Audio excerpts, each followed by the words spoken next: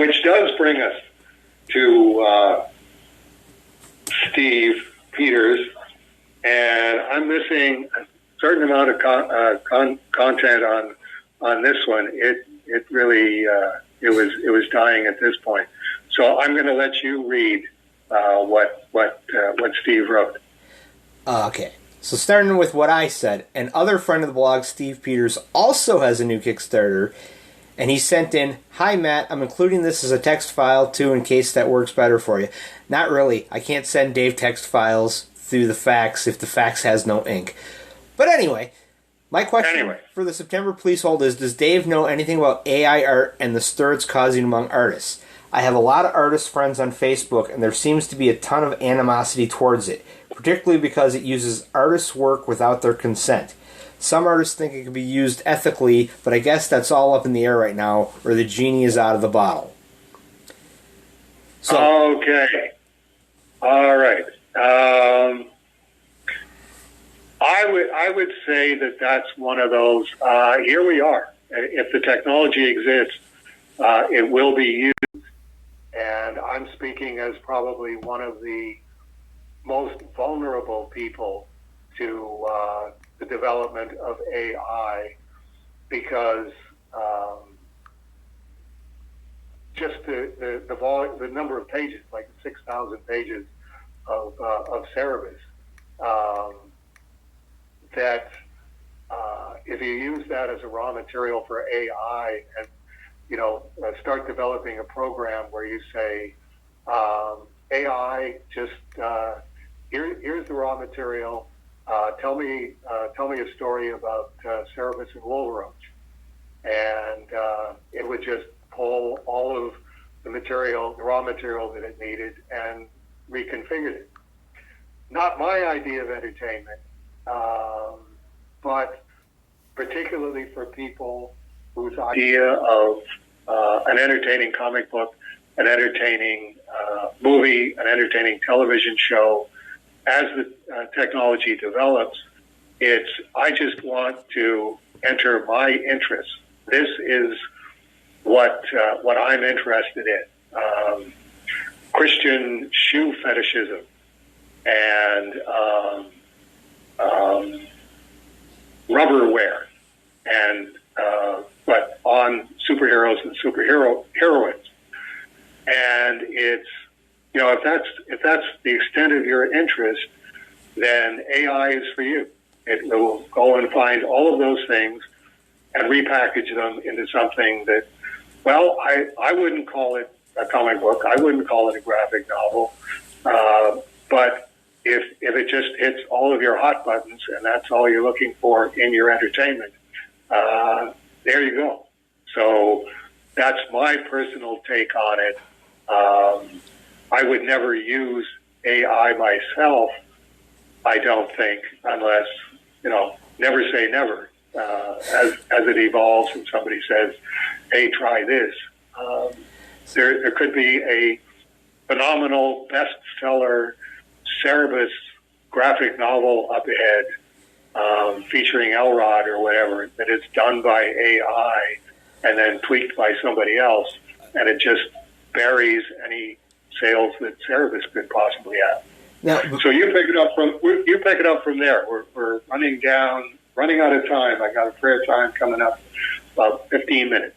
Okay, really quickly, I know nobody sent it to you because I haven't sent it to you, but Birdsong fed a bunch of Cerebus prompts into AI and got a bunch of weird images, and then gave them to Hobbs, who's been running them on his column for the past couple of weeks, and all the comments are anonymous comments going, enough with the AI crap already.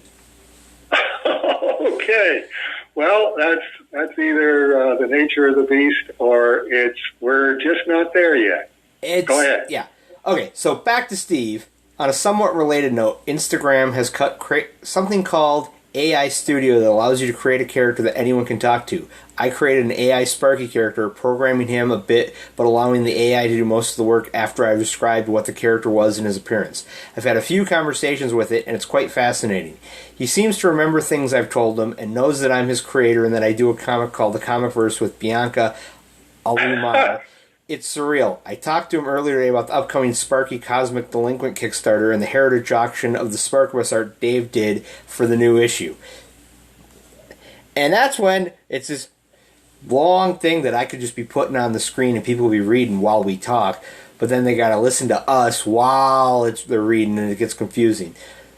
But it goes on for, I don't know, 4 pages. I mean, if we want to read it, we can read it. Otherwise, it's up to you, Dave. You're the boss. I just record this. Okay. Well, it's I can see from the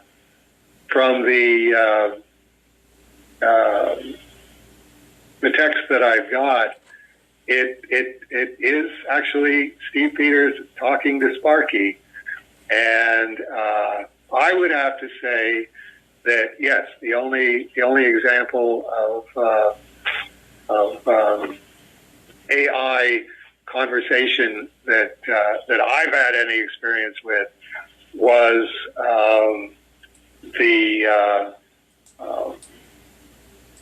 the guy who had created an AI program, and it was a female, and one of her attributes was that she was a very big Cerebus fan. You got that one because I got it through Rolly. You relayed it, and it's like no one would believe that this is an actual woman talking. It's so. I mean, one of the things is the gap after you ask the question, where the computer wheels are turning around, and then it starts talking as if it picked up right up from your question, and it's like, no, this is AI. This is job one, is getting rid of this gap between when I'm done asking you the question and when you answer it. So yeah, if you want to post the conversation, I think it's interesting, and I think it's definitely kind of funny that Steve would do this. Even if somebody came with me to the Wi-Fi place and had programmed a Cerebus algorithm, and Dave, do you want to talk to Cerebus? My answer would be no. I really, really don't. No offense. AI is not my kind of thing, and no offense against people for whom AI is their kind of thing, but I don't think it can really do what the AI aficionados believe that it can do. It may be able to do it someday, or it may be able to do it now somewhere. I think how do you pronounce that? NVIDIA? You know what I'm talking about, the AI company that's like taking up half of the S&P 500 in terms of money being invested, and their latest report on revenues and expenses it didn't live up to expectations. They've got like price to earnings ratio of 50 or 60 to 1. For every dollar that comes in, they're spending $60. And the best that can be said, I think somebody said in the Financial Post, it's not as bad as the dot-com bubble, where it was like 100 times price to earnings ratio. And it's like, if you're comparing yourself to the dot-com bubble and saying it's only half that bad, then don't think so. Have fun, and don't spend too much of your own money, and don't spend it all in one place. That'll do it for Please Hold for Dave Sim. You got a final comment you were going to throw in there? Well, my problem with AI is that it's very much the high school business writing class version of writing, where you're taught in high school business writing. You're taught that whenever you are answering a question, you have to repeat the question back because that's how, in business, that's how things work. And at work, we have to do self-reviews at the end of the year because they review us, but first you have to review yourself.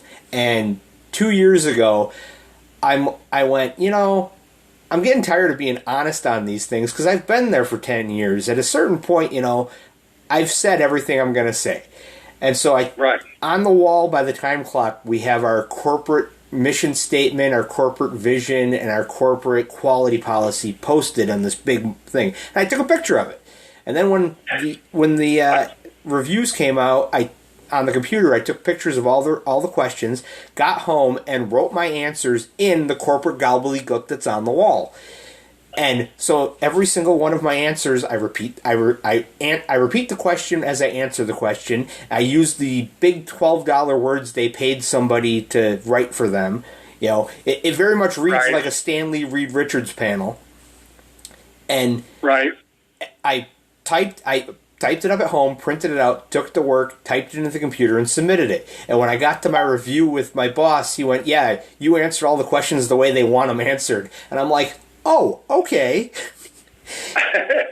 If this is all you want, we can handle these special orders. And I got a slightly better raise than I had historically gotten. So last year when it was review time, I pulled the printout out of my toolbox and rewrote all the answers, changing things just slightly, but basically copying my old homework, submitted it, and at the end of the year, got my, when I got my review, I got another decent raise, and I told everybody, this is what they want. If you do it this way, and everybody's going, well, but, how do you, I'm like, you have to, you got to turn your brain off and go, I have to use 26 words to answer when normally I would use 4.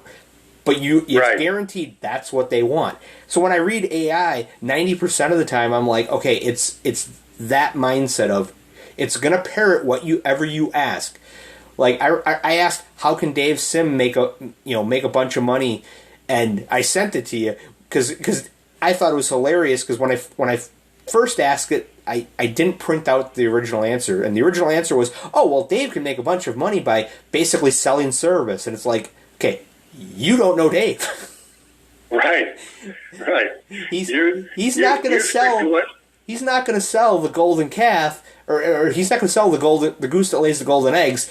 I mean, it may not be laying eggs right now, but it used to, and it might come back. Yes, and it's his.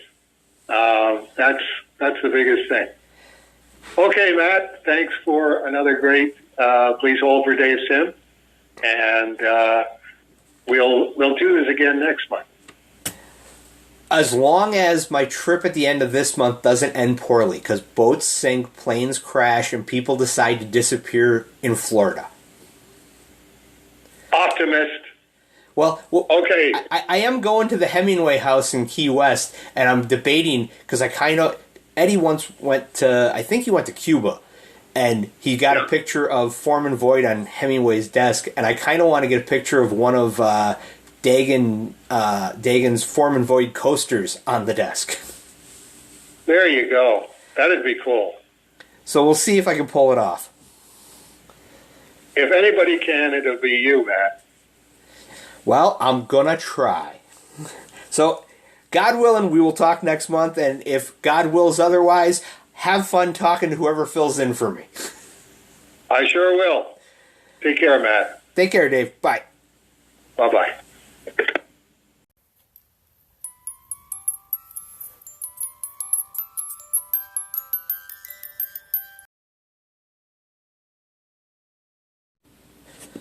Well, since Steve is a paying customer and a friend of the blog, I can't just not record what he said.